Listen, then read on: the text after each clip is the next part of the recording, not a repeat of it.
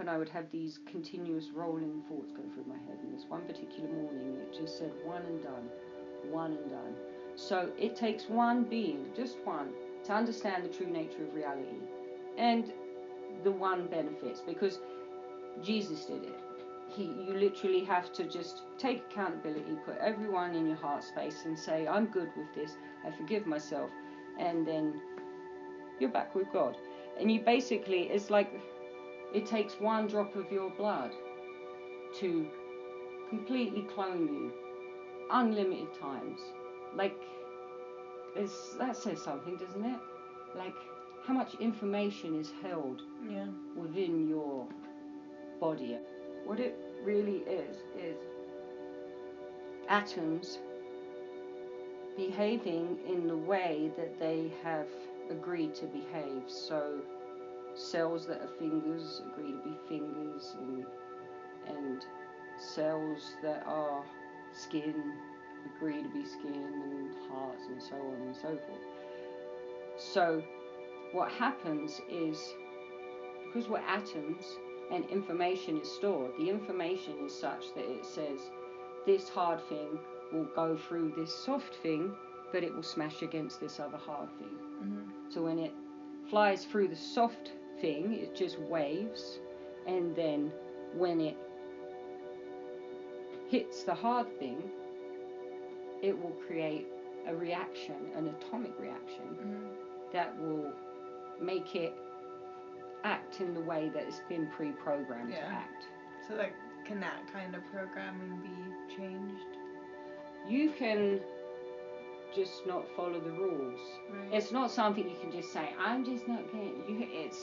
It's something that it's part of the atonement system. So you make a powerful intention in a ceremony by yourself, and you ask for it. You say, I want to atone on this, and I want to be shown the smoothest, most compassionate way.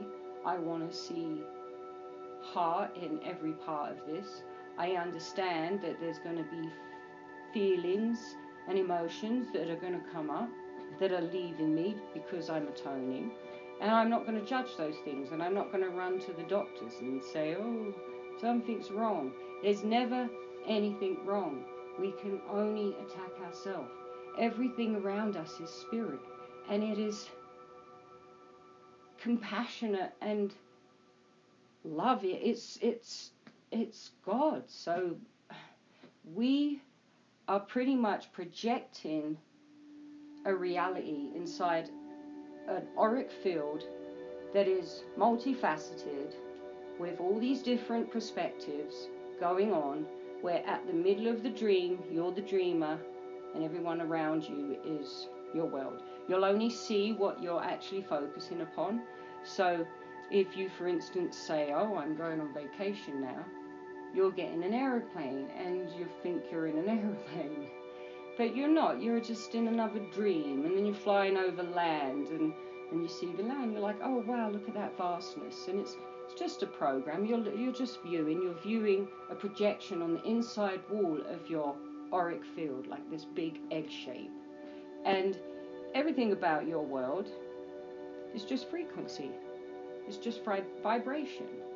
And so when we don't any longer need time or space to figure out what we really are, which some have figured out, but the others won't believe them until they can understand it. They've got to get up to the top of the building if they're going to see that viewpoint. You can't look from a high perspective if you're down in the lower floors. You know, if you're working on your lower light rays of chakras and you're still figuring stuff out and you're not actually being accountable, and you think you've got secrets, you're like, oh, it doesn't matter because no one's going to find out. There's not one secret on earth. There's not one single secret. Everything about you is, you've made one or the other choice. You've chose love or fear, and you're following like a psychic addict the inspiration that's being given to you. And you think it's unique because it is. But it's being given to you. It's not yours. It's being given to you, and it's being given to you in either the light or the dark. Are you being transparent, or are you being dense? And it's really that simple.